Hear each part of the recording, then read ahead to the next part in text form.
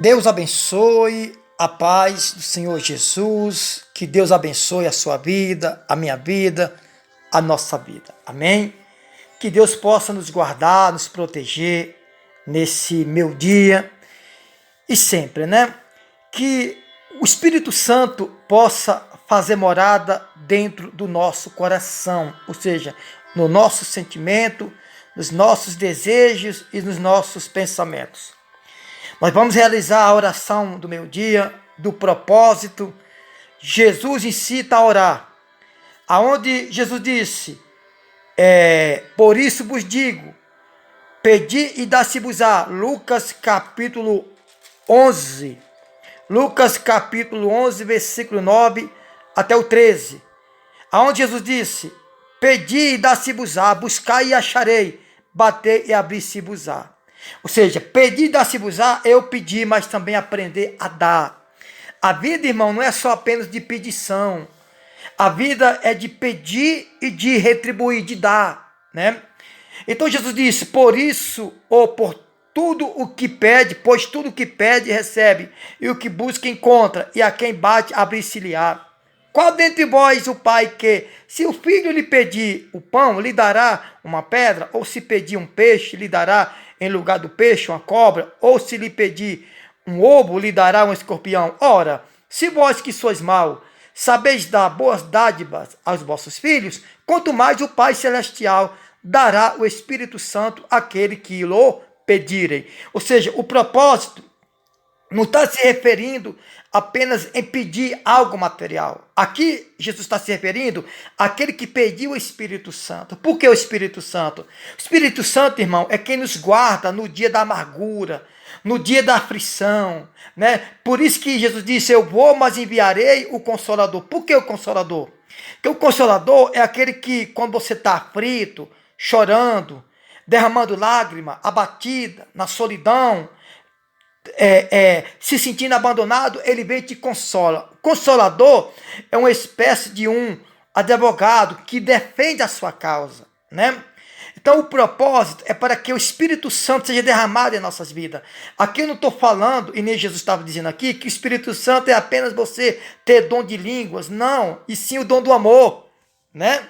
Se tem algo importante na vida do homem, é o dom do amor, que para nós ter esse dom do amor verdadeiro, genuíno, tem que ter o Espírito Santo. Esse é o propósito do jejum e da oração do mês de outubro, né? Mas eu quero levar uma palavra até vocês. Esse é o propósito, né? De Lucas 11, 9 e 13. Só que eu quero levar uma palavra até vocês, que está também em Lucas, capítulo 11, versículo 24 até o 28. Diz assim, a estratégia de Satanás. O que é estratégia? Estratégia, irmão, é um exemplo, é como se fosse uma inteligência, né? Mas o diabo não é inteligente, porque se fosse, ele não tinha tentado ser mais do que Deus. Agora, o diabo, ele tem suas estratégias. Como assim estratégia, missionário? O diabo tem a sua maneira de trabalhar. O diabo ele tem a maneira de olhar o ponto fraco do homem. Por quê? Porque uma vez tocando no ponto fraco do homem, ele pode defasar, ele pode neutralizar a felicidade e a paz da vida do homem. Então, a estratégia de Satanás. Jesus disse assim, ó, quando o espírito imundo sai do homem, anda por lugares áridos ou vazios, procurando repouso, e não achando, diz, voltarei para a minha casa de onde saí. Ou seja, Jesus disse o quê? Quando o espírito imundo sai do homem. Então, essa casa está se referindo ao corpo do homem, né? Quando o espírito imundo sai do homem, anda por lugares áridos, procurando repouso, e não achando, diz, voltarei para a minha casa de onde saí. E tendo voltado a encontrar varrida e ornamentada, ou seja, vazia, sem nenhuma ocupação, então vai e leva consigo outros 7 espíritos piores do que ele. E entrando, habita ali. E o último estado daquele homem torna-se pior do que o primeiro. Ou seja, o que Jesus diz? Olha, quando o homem é liberto do mal, quando o espírito imundo sai do homem, se Jesus falou isso, é porque existe espírito imundo na vida do homem, que não tem a presença de Deus no coração dele. Coração que a Bíblia se refere, novamente eu volto a repetir, é desejos, sentimento e pensamento. Ou seja, quando a Bíblia fala o coração do homem, não está se referindo ao órgão que eu tenho no peito, que bombeia o sangue para o corpo inteiro. Quando a Bíblia fala do coração do homem, está se referindo ao pensamento, desejo e sentimento, né? Então Jesus, ele classifica o corpo humano como uma casa, como uma moradia. Aliás, o nosso corpo já é uma moradia do nosso espírito e da nossa alma. Ou seja, espírito vem de Deus, a alma é o que nós sentimos. Aliás, a alma é o mesmo coração, né? Vamos dizer assim. Porque a alma é o que você sente, o espírito não sente dor. Você sente uma dor de cabeça? É a alma. Você sente uma dor de dente ou uma dor de barriga, um câncer às vezes, um AVC, uma imunidade baixa, isso tudo vem do corpo físico, ou seja, da alma, e não do espírito. Então Jesus classifica o corpo humano como templo, como uma casa, melhor dizendo, uma casa que é habitável, que alguém habita. Ou seja, então nosso corpo, além do nosso espírito e nossa alma, habita ou o espírito de Deus ou o espírito do diabo. Então Jesus diz que o homem, quando é liberto do mal, que ele não ocupa esse espaço vazio que o diabo deixa no corpo do homem, quando o homem não ocupa esse espaço com o Espírito de Deus, o diabo ele volta para observar como está aquele homem, como estão as atitudes daquele homem, se é bom ou se é mal. Se aquele corpo estiver vazio, ornamentado, varrido, ou seja, limpo e vazio da presença de Deus, porque quando algum espaço é ocupado, não tem mais lugar para outro espaço, né? Não tem lugar para outro espaço. Então, Jesus disse que aquele espírito volta e traz mais 7 piores do que ele. E o último estado é pior do que o primeiro, ou seja, por que ele traz mais 7 piores? Porque vai vir ele e mais 7.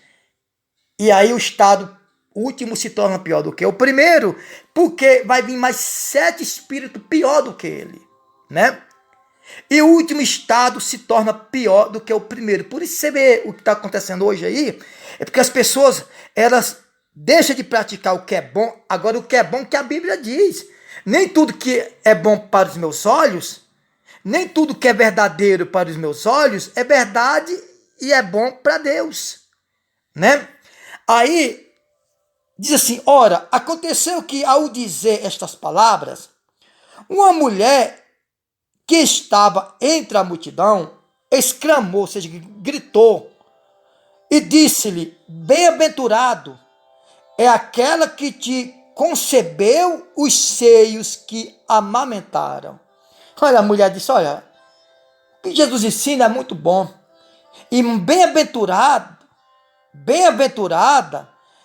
é a mulher que te concebeu, né? Mas Jesus disse, ele, porém, respondeu: antes, bem-aventurados são os que ouvem a palavra de Deus e aguardam. Então, irmão, não existe bem-aventurança. Quem falou isso foi Jesus. Aquela mulher gritou e disse entre a multidão, exclamou e disse-lhe: bem-aventurado aquela que te concebeu os seios que te amamentaram, ou seja, Maria, né? Jesus disse: não. Jesus respondeu: não, mas bem-aventurados são os que ouvem a palavra de Deus e guardam. O que é bem-aventurado? Bem-sucedido, feliz. Irmão, Jesus disse: no mundo tereis aflições, mas tende bom ânimo, eu venci o mundo. Então não adianta a gente ouvir a palavra, crer na palavra, crer em alguma coisa, mas não crer o quê? Na palavra de Deus, porque o próprio Deus, na pessoa de Jesus, disse: Ele, porém, respondeu: antes, bem-aventurados são os que ouvem a palavra de Deus e aguardam. Amém? Então não adianta eu querer fazer uma coisa certa aos meus olhos, e aos olhos de Deus não está certo. Nem tudo que é certo para mim é certo para Deus.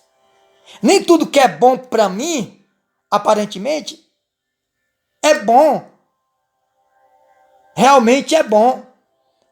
Bom para mim é o querer de Deus, porque Deus, a Bíblia diz que antes que você existisse, Deus já era, né? Vamos realizar a oração do meu dia. No nome do Senhor Jesus.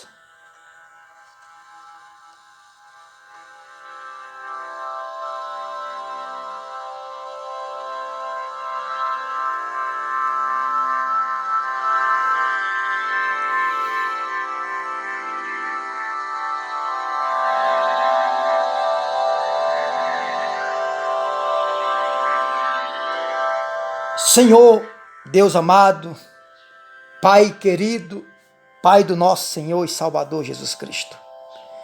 O Senhor disse: mas bem-aventurado não é simplesmente quem me amamentou, e sim aqueles que ouvem a palavra de Deus e guarda e pratica. Deus, no nome do teu Filho amado Jesus Cristo, Pai, nesse meu dia, nós apresentamos as nossas vidas em tuas mãos. Pai, derrama sobre nós o teu Espírito.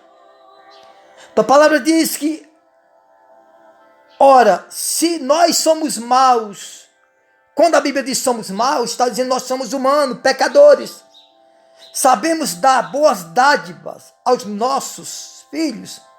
Quanto mais o Pai Celestial dará o Espírito Santo àquele que lhe pedirem.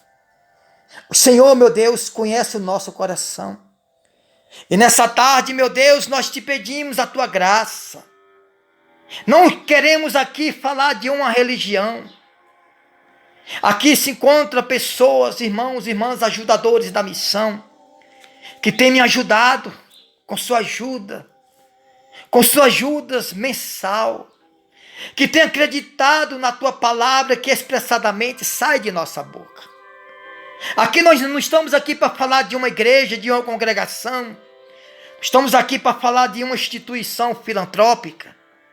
Não, estamos aqui para falar da tua palavra, do teu reino, da tua benevolência. Pai amado, Pai querido, nós te bendizemos nesta tarde, te invocamos por tudo que o Senhor é. Não apenas pelo que o Senhor faz, mas pelo que o Senhor é. Pai, no nome do Senhor Jesus Cristo, Pai, eu creio na tua palavra. O Senhor diz na tua palavra que antes que existisse tudo e todos, o Senhor já era. O Senhor já estava entronizado. Eu não consigo acreditar em outras possibilidades, a não ser nos teus princípios, nos teus estatutos, nas tuas leis, nos teus mandamentos, nos teus princípios. E nessa tarde, meu Pai, eu profetizo dentro da tua palavra, que todo seja bem-aventurado, que souber tirar a depressão, que souber tirar, meu Pai, o desânimo, a tristeza, a invalidez espiritual, a solidão. A solidão leva as pessoas a tirarem a própria vida. A solidão leva as pessoas a não acreditar no Senhor. Meu Deus, a depressão leva com que as pessoas não venham acreditar em nada a não ser naquilo que eles vêem, ou naquilo que eles aprendem. Meu Deus, tenha misericórdia de nossas vidas. Que todos seja agraciado pelo poder do nome do Pai, do Filho e do Espírito Santo. Você que crê, diga amém. Diga graças a Deus. Amém? Que Deus abençoe. Que Deus abençoe. No nome do Senhor e Salvador Jesus Cristo. Que Deus o proteja.